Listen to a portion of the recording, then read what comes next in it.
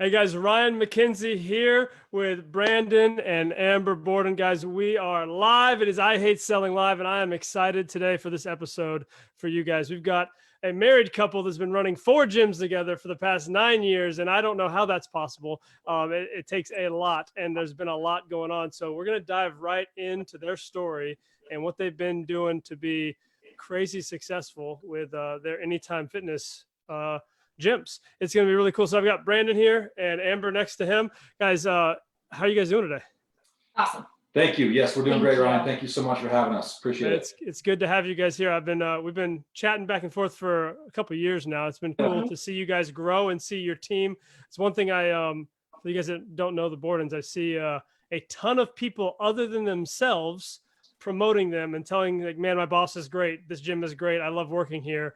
And it's a really cool culture to see from far away as you guys are out in Nevada right now. Is that right? Reno, Nevada. Yeah, yes. Reno, Nevada. Yeah, and all the way over here in Florida to see you guys. So if you're joining us right now live on Facebook in the group, let us know where you are. There in Reno, Nevada. I'm in Winter Garden, Florida, just outside of Orlando. And what's the weather like? If you're on the podcast, send me a message on Anchor or type it into YouTube. Wherever you're watching this, let me know where you're at. I want to see, are you watching it live? Are you coming on watching a replay? We want to do these things when you guys can watch them and when you guys can be part of them and actually have a conversation, because that's what this is all about, is relationship and conversation, not just putting information out there for everyone to get someday, somehow. That's no fun. Talking to people is why most people got in this business, helping people and talking to people. So that's why we're here. And if you're here with us, join us. Guys, I got questions for you. Big questions, most important questions. One, we'll start with number one. What is your favorite cereal? It cannot be healthy. Don't give me some like cashy, gluten-free something. Like, what is your favorite garbage cereal? If you had to eat garbage cereal for the rest of your life, what would it be? Man, there's so many to choose from. I grew up with a massive sugar kind of craving addiction. So I grew up eating a lot of that kind of cereal. I would say ate a lot of cereal as a kid. I still kind of do. I would say if I had to choose, like if you're really forcing me to pick one, like in this moment, it's probably Cocoa Pebbles. Cocoa Pebbles. I would go Fruity Pebbles. Fruity, that's my daughter. Yeah, there we go. I like it. All right, Amber, what about you? I'm going Lucky Charms. Yes. I mean, you cannot go wrong with marshmallows in your cereal. So no joke, when I was a kid growing up, for whatever reason, I don't know how this became a tradition. It was like we'd have dinner, we'd hang out, play a board game, watch TV, whatever it was. And then it was like, well, I got to have a bowl of cereal before I go to bed. And that was like the thing that I did. So that's an odd thing about me. I don't know. Next question. What is something odd about you guys that not many people know about? I want to shock your team right now. What's something odd about you they don't really know? This is a tough one. To be perfectly honest, we're very transparent with our team. So they know a lot of weird stuff. And so what's weird about you? I wouldn't really say it's weird, but part of the reason I got into the fitness business is because growing up, I was really, really skinny and, got made fun of for it and so forth. And my nickname was actually Noodle. So it was funny now. It's funny now. Funny now. But it was kind of like, those type of kind of teases and so forth that kind of led me into the gym, really, to sort of bulk up and get people to stop making fun of me. So I guess you can say that was something that's kind of weird about me, but yeah, Noodle was my nickname. So there's mine. All right, Noodle. Thank you. That's got to be painful as a kid to have a nickname that's like deliberately hurtful. It's not just like they're trying to like. Well, I was always tall and really skinny, right? So, I'm 6'2" and I am about 205 pounds now, but graduating high school, I was like 6'2" and like 150. Yep. So it was definitely tall and thin. And, obviously growing up, I was even thinner than that. So it's like the ugly duckling. So before we get to Amber's odd question, I just got to ask, Amber, were you on board here when he was 6'2", 150, or did you wait for him to bulk up before you like joined? I didn't know when he was 6'2", 150, so I don't know. See if you're like in this for real or no. Yeah, I only knew him as this, She wouldn't have been on board. All right, Amber, what about you? What's something odd about you? Okay, I'm really having a hard time with this question, I guess, but do you want to answer? Do you know something odd about me? That's what we should have done. We should have crossed it up. Yeah. I know a lot of odd things about her. So it's a trap. It's a trap. There's nothing odd. I had an odd thing that happened to me in my senior year of high school in the middle of a soccer game. And here's our 10-year-old daughter. In the middle of a soccer game, I was attacked by a Rottweiler. No. In the middle of the game. You were playing the game. You were in the game. I was in the game playing soccer. The ball went out, and boom, here comes a 150-pound Rottweiler, and he got me. So wow, was it like they got him off you quick, or was this like you were? Yeah, in no, they hospital, tackled him and got him off me quick and everything, and I got cool scars on my back. So that's always like a talking point, I guess. Like, wow, I got how'd my you get those scars. scars? Yeah. Well. Shoulder mobility is really great. I can touch my scars. Odd story. I'm just trying to play soccer. It was a championship game the day after my senior prom. Did you go back in the game after the dog attack? No. Oh, that'd be amazing. Hospital. Okay. I was bleeding, and there were bones, and it was bad. Yeah, it was bad. Yeah, so I had to go to the hospital, and we lost. So that was like double whammy. That's sad. All right, man. Thank you for sharing that, guys. Those are two personal stories. That's amazing. Guys, if you're not familiar with the Bordens, they are running 4 gyms, Anytime Fitness franchises in Nevada area and Reno area, right? Are they all in Reno? Is that right? Yeah. Yeah, basically. So it's been growing quite a bit, and I've asked them to come on here because some stuff's been happening recently with their gym. Obviously, coronavirus, protests and riots in the area of their gyms, and I want to hear from them how they're handling it with the community, how they're handling it with their team, what they're doing for their members. So guys, before we dive into that specifically, and that's the key for everybody to fast forward to that part, I guess, on the podcast later on. But before we dive into that specifically, how did you get here? Like, how did you get from a skinny kid in high school, a soccer player in high school, right, to owning 4 gyms and running this thing successfully? What's your story? Take it away. Okay, I'll start. I just chime in and add little details. So make sure you're telling the truth. Yeah. So I'm 42 years old, and I can tell you that for as long as I can remember, I've always been very entrepreneurial. I've always wanted to sort of do my own thing, and it wasn't because I felt I was better than anybody else or wasn't capable of punching a clock, so to speak. But when you're an entrepreneur, you just don't really have that in your DNA, right? So for me, it was, by the age of about 16, I knew I wanted to do something. I wanted to own something. I just didn't know what it was. It wasn't until I was about 18 when I was going to school in Southern California, and I started actually getting into fitness and getting into the gym and just falling in love with the industry.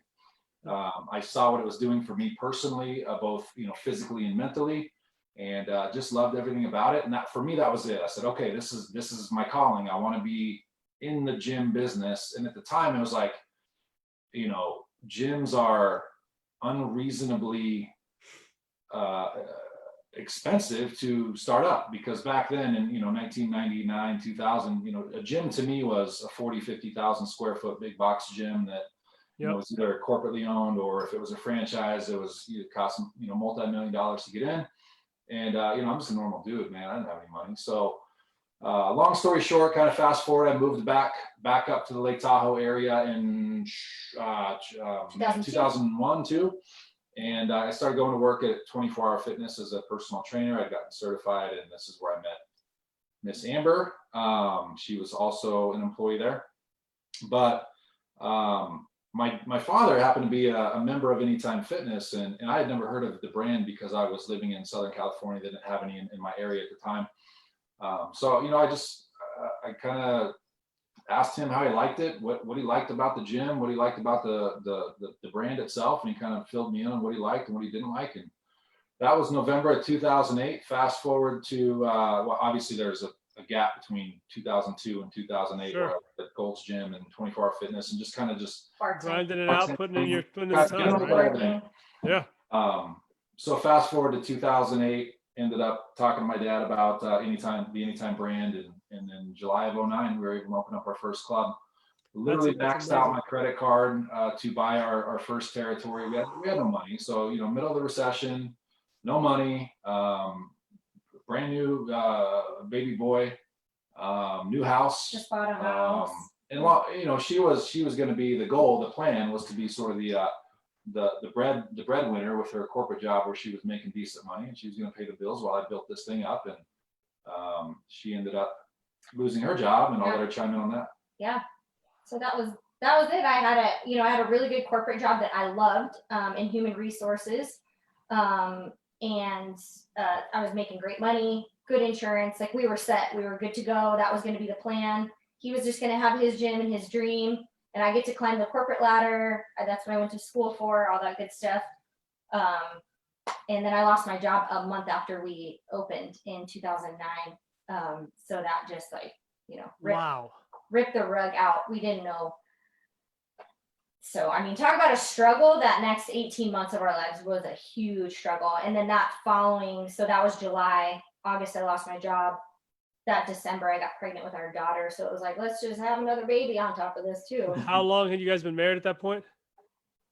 We had just got married in 2008. Yeah. So a year into marriage, buying a new house, buying a new business during a recession, which in hindsight probably was a great time to buy, but in the moment I'm imagining was terrifying, not knowing if it's going to work out, right? Is that? Yeah, it's a great way to put it. In hindsight, I would say it was the dumbest thing anybody could possibly do. But I didn't know any better. Yeah.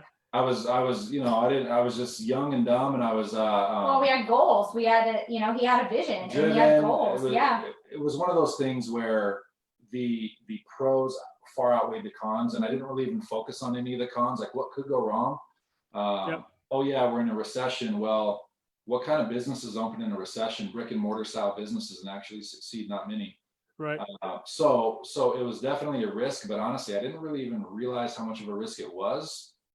Thank God, because if I had and I dwelled on that, I mean, who knows what could have happened. It was the fact that I just didn't really even understand what I was doing. I was just so excited to be able to have what I finally physically have what I wanted since I was 18, that I didn't really even think about it. So for me, hindsight was, man, what an idiot I was. But obviously it worked out because of our mindset. That's amazing. That's amazing. So I've got all these thoughts going in my head right here, but I want to stay on track. I don't know what it's like all over the world, all over the country, but I know from my experience, especially in the Central Florida location, Brandon, I've mentioned this to you before, I think the Anytime Fitness brand doesn't hold the highest regard when it comes to gyms, right?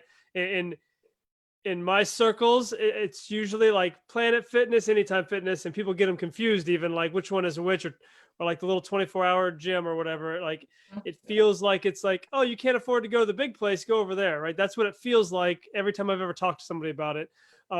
But after talking to you and actually talking to some of the people on your team, like, it's a different culture, at least in your gyms, from what I've seen.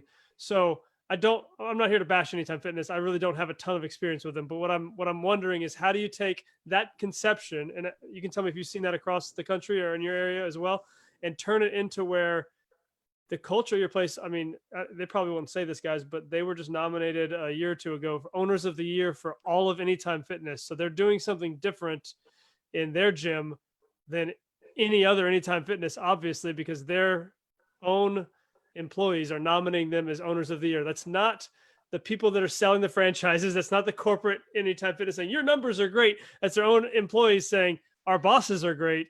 Our team leaders are great. We love them. They're the Owners of the Year, and they got nominated and they won the award for, is that right? Owners of the Year. Is that what it was? Yeah. In 2017. Yeah. Wow. That's cool. That's cool. So how do you take a gym that is, I mean, in my eyes, and I think a lot of people's eyes, not the best culture place in the world, and make it something amazing? What have you guys done there that's worked really well? I think a lot of our listeners would love to hear that. I think it starts from our leadership at the top with our CEO and co-founders, Chuck Runyon and Dave Mortensen, and everything that they exude in their leadership. And that was part of the reason that we actually got into Anytime Fitness. We looked at a ton of different franchises and gym franchises and stuff, and they just didn't align with our values. And at the heart of Anytime Fitness and what they do at the corporate office is coach, care, connect. We coach you to be the best human possible. We care about you and your goals and your life and what you're doing outside of the gym. And we want to connect with people. All people, everybody. We want to connect. And we think that, and that's just kind of like what we exude, what they exude and stuff too. And that's, I think, been the differentiating factor, is like, when you come into our clubs, we know you by your first name, we know your dog's name, we know when you're going on vacation, you know, because we care and we're asking questions and we're connecting with you. And that's just how all of our staff is and stuff too. And so to be perfectly honest, maybe I'm naive, but to me, that's all Anytime Fitness, because that's what our leadership at our corporate office practices as well. You know what you just said was really special there. It wasn't, we chose Anytime because they had the best deal, or because they had the best marketing plan, or they had the best training equipment, or the best training for our trainers, or whatever, best sales gigs, anything like that. It was, you named two people that like they showed you specifically that they cared and that they were in it themselves and living it themselves. And that sold you guys on going with Anytime, right? That's pretty cool to me. To be clear, I don't have anything for or against Anytime. I'm not trying to pump up anybody buying franchises there, but that is huge for me when you say, all right, we're looking at places to own or to grow into, and we look at the people that are running it rather than what's your marketing plan, what's your business plan, I'm sure that comes into play, but the biggest thing you just said was, who are these people? What's their integrity like? What are they living this? And if they're doing it, it trickles down. That's really, really cool. It has to line up with our values as well, with our core values. And it did. We were like, this is like a dream come true, because if we were to start something on our own, it would be based on these foundations that they have. And so it was kind of like a no-brainer. And when we got in, the company was still really new. It was only founded in 2002. And, you know, he started looking into it in 2007, 2008. And so it was only 6 years old. Like Chuck and Dave will probably laugh at like how much we didn't know as a company back then. And, you know, we've grown so much together, and they do an incredible job. That's awesome. Anything you want to add to that, Brandon? Yeah, a little bit. So, you know, aligning with our values is what Amber said, and that's so important, because coming from a fitness background and working in gyms since 1997, having that experience of being an employee that didn't really align with the companies I was working for and what they stood for and what they were asking of their teams, was really, really tough. And over the years, I've had a lot of conversations with other people that have worked for XYZ gyms, and they feel the same way. It's all about the numbers. It's boss on top of boss on top of boss, from pressure from the top down to make sales. If you don't make your sales, you could possibly be out of work. You know, that kind of stuff was just, it's daunting, and it makes the job not fun. It takes away the community and the culture that is so important in what we do on a day-to-day. So, you know, we don't operate that way. We want our team to actually enjoy coming to work, have fun, focus on our people, because that is how you build relationships and ultimately, you know, build your brand and create that culture and that community within your four walls. So, and the money will come. And the money will come is the way we've always looked at it. So just for me, I've always said, you know, like, I don't want to name any gyms I've worked for necessarily in the past, but people will ask, and I've got this question hundreds of times over the years, like, what do you do? What's the secret to your success? You know, whatever. And I jokingly say, well, everything I ever learned at all the other gyms I've worked at in the past, I just do the opposite. Don't want to, you know? So obviously there's some truth to that, but at the same time, you know, just a lot of the things I learned were things that were extremely valuable that I take with me today. But at the same time, the core value, the core principles, right? The roots of why we do what we do, just this franchise gives us the opportunity to be who we want to be within. That's awesome. That's cool. Hey, so we've grown this thing up. You got a team, you got a few teams, right? And probably teams within teams at these different buildings. The culture is such a huge thing. We hear that preached every business book. Everybody's into culture and whatever that means to them, right? But it's pretty neat to see someone who's really living it and has their team really living it too. Because I see, I think I'm friends on Facebook with half your team for some reason. I think maybe they got my book or something, right? And so like they're like, I see them post, and it's like, man, these guys get it. Like there's a difference in a personal trainer who's like, come in for our special, and someone was like, hey guys, I'm working out today. Here's what I'm doing. I'd love for you to join me. And they're like really caring about the people in their community, like making real connections. You know, that's really neat. That culture will sustain through a lot of hard times, I would imagine. So we've had a lot of hard times recently. Has this been the hardest thing you've gone through as a gym owner, from forced shutdowns to riots in the streets to, I mean, all kinds of stuff going on right now? Murder hornets, everybody forgot about Yeah. them, but they were a thing for a while. Now, what, The last and a half. Oh, we have some murder hornets outside right now around our fountain. These bees are out of control this year. They are big. so what's Um, been hard? And like, I'd imagine your culture is getting you through it, but what's been hard and how have you gotten through that? Right. You want to go? I just think the hardest part about this is usually as a business owner, you open up a business because you kind of like, you have control, right? Yeah. To do what you want to do and what you can do and stuff. And just kind of having your business ripped out from underneath you and having no control is really, really tough. So Man. expand on that. She's right. That's been the hardest thing is, March 17th, we had to close all 4 of our clubs and we were closed for 73 days. But what we didn't know at the time, Ryan, was when we were going to be able to reopen. Yeah. So Right. we couldn't strategically plan for being closed because when we were closed, we weren't charging anybody their membership dues. Obviously, I know some gyms across the nation were, which baffles my mind, but no, we paused all of our billing. So obviously without billing, we don't have any income. But we have bills to pay But still. we have bills to pay. Our landlords still want full rent. Our loans still need to get paid. Our cars, our house, everything, right? So and then we have a team of 16 people, 17 people that we're trying to keep What do employing we the best do? we Yeah. can. And so, yeah, for me, the hardest part and the most stressful part was not being able to plan for when we can reopen. Now it was 73 days. So, it was 10 weeks. And had I known it was going to be 10 weeks on March 17th, I would have been better, right? I would have been able to plan for it and Yeah. prepare for it, but not knowing if it was going to be a week, 2 weeks, 12 weeks, whatever. But in my mind, I kind of prepared for 12. I figured this could be a 3-month shutdown. And so the fact that we got open after 10 weeks is a blessing for us, honestly. Mm-hmm. So, Yeah. but that was the hardest part. And overall, yeah, this has definitely been, I mean, it's never easy running a business. It's a challenge every single day, right? Yeah. I think you've got so many people looking to you for answers too. And we're like, we don't know.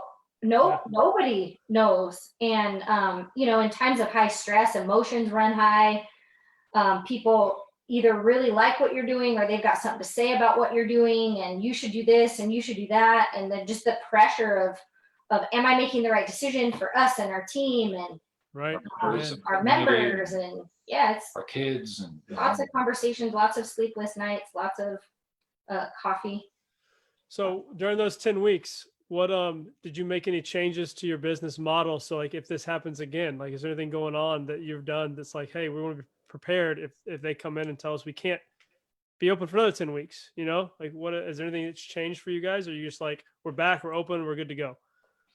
The silver lining was we got really good at virtual training. Mm-hmm. That was something that we've always kind of wanted to roll out and have as a product on our personal training shelf. And we just didn't have the time because we were all so busy to really dedicate the manpower to learning how to execute a virtual training play.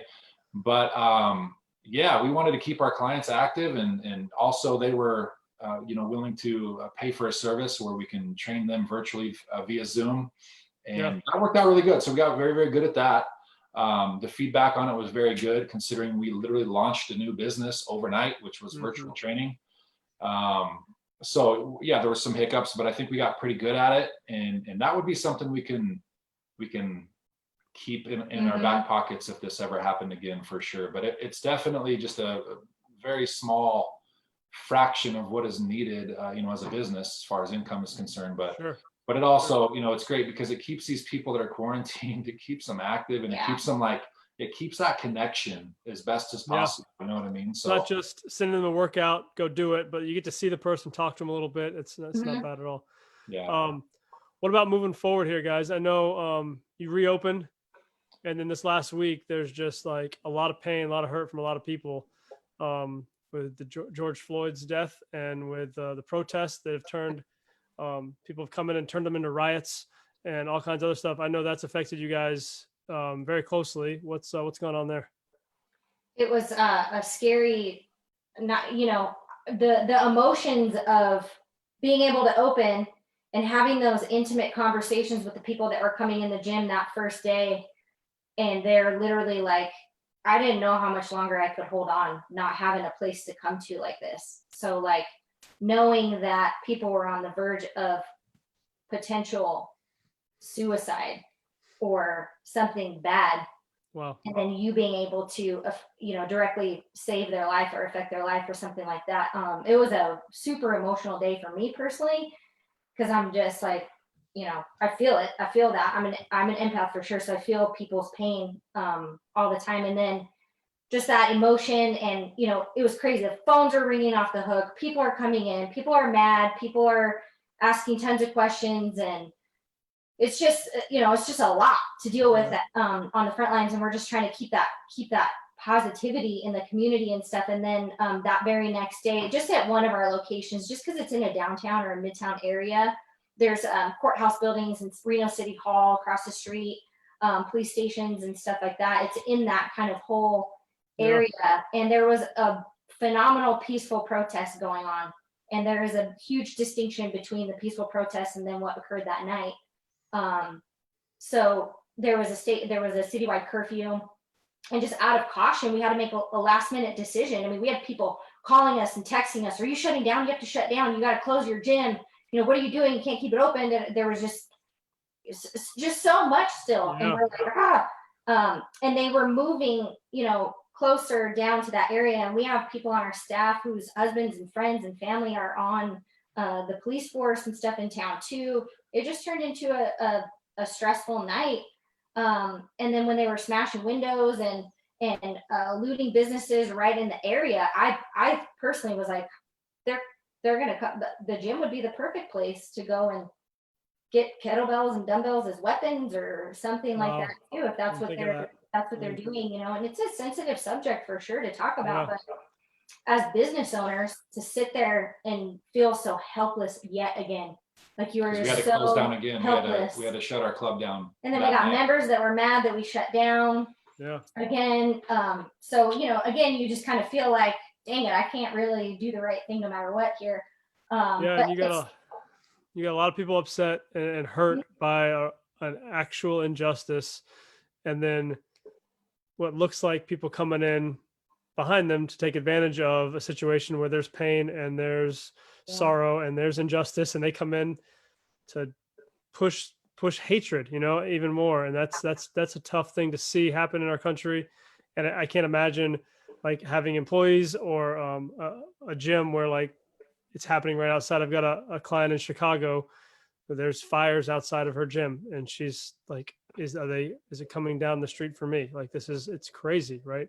Yeah. So I don't want to make light of people's pain at all, but there's a lot of pain a lot of places right now, and it's a lot of people that. And we don't stand for that. We don't stand for hate. We don't stand for pain. And like I said, I feel it all, and especially seeing on social media the division between people, and some of my friends fighting with each other and all that stuff. And I'm just like, no. We have a diverse team. We always have. And we encourage hard conversations and stuff like that. And our team is actually starting to have those conversations together after we kind of got our feedback, from this first week of being reopened, trying to figure, out our operations and stuff like that again. We've got people on our team that are starting these conversations of how we can help as a team in our community and stuff. And we think that's great, that they're taking action to go, hey guys, we as a team need to do this and stuff, instead of us always being, the ones that are kind of leading the way. We've got a ton of leaders on our team, and we think it's amazing. And I think that is a direct result of our culture, giving these guys the platform and the forum to go guys, like, let's do this together. We support you. Because we don't, like I said, we don't have all the answers all the time, and we rely on our team and the diversity and the different perspectives and things to kind of, and you need that. Like that. So we're very grateful for that. So we could talk about that for days probably. Moving forward here, as you guys see this opening up, where there's no curfew or quarantine, right? Like, what are you looking forward to, and what's your biggest need right now for your business moving forward?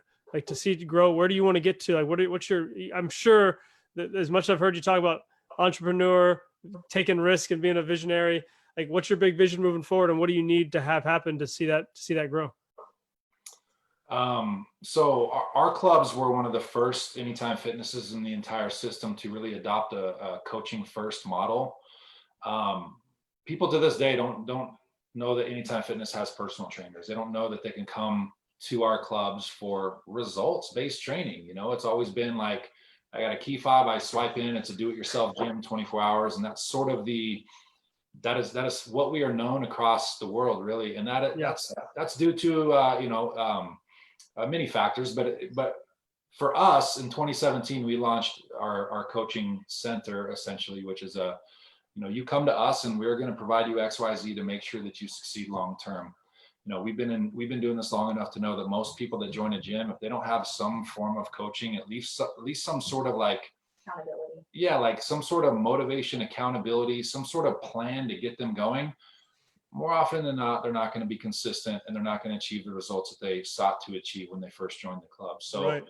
Our goal is to make sure we set everybody up for success from day one. That's been our play for 3 years. So we are getting really, really good at that too, Ryan. And then, this happened, and we had a few new team members join the team all around the same time that we were trying to train.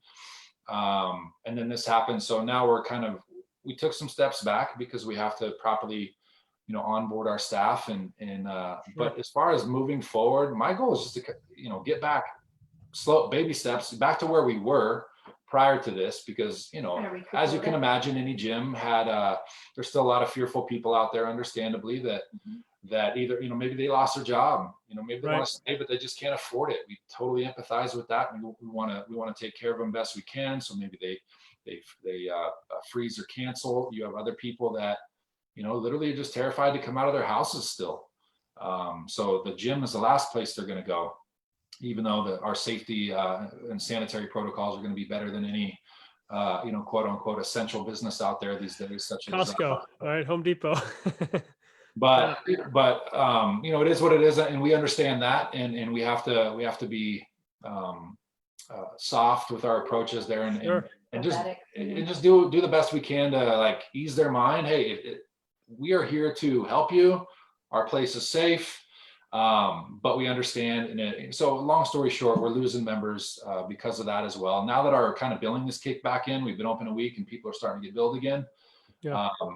Combined with the increasing unemployment rates, locally, it's a thing, and we're just trying to combat that. So our goal is to sort of rebound, Ryan. Right now, we're just trying to dig ourselves out a little bit and get back to where we were, while staying focused on our team and our clients and our members. And that's obviously extremely important to us, to make sure that like we're all aligned, we're all communicating effectively, not just to each other but to our team, so we can move forward. It's going to take an army, really. Man, I think this is special because you started off by saying I've always been an entrepreneur. I think most people hear that and they say, "Oh, he's just in it for the money. He's just in it for the dollar, the next opportunity." But it sounds to me like you guys are entrepreneurs that are in it for the right reason, for the people, and for making a difference. I think that's where every great business really starts. I've seen a lot of gyms close down right now, and a lot of gyms just say, "Well, it's too hard. It's too crazy. I'll do something else. I'm an entrepreneur, so I'll go on to something else, or I'll just get a regular job because I'm not really an entrepreneur. I'm not really, but you guys are pushing forward and making a big difference in your team, setting an example for them in your community and with your members. That's just really, it's special to me. So I love that you have that heart and you're in it for the right reasons, and you're not afraid of whatever life throws at you. It seems like you're pushing forward and pushing right into the storm. In a kind and loving way, which is hard to do, right? That's special. So thanks for being on here. Any last thoughts for everybody that's joining us? Thank you guys for watching, and thank you, Ryan, for having us. Really appreciate it, man. It's nice to get on with you. Thank you. How do people get a hold of you guys if they like, man, I'm moving to Nevada right now and I'm joining Team Borden. I need to be over there. How do we do that? Well, we're always looking for good people. So, follow the hashtag Team Borden on Instagram. Any gym stuff you can follow on there. Hashtag Team Borden. And our email address is borden@anytimefitness.com. Borden. If you can't see the screen right now, it's Borden, Borden at anytimefitness.com. Cool. Thanks, guys. Hey, it was great having you. You guys are amazing. Everybody else, train smart, live well. We'll see you soon. Bye.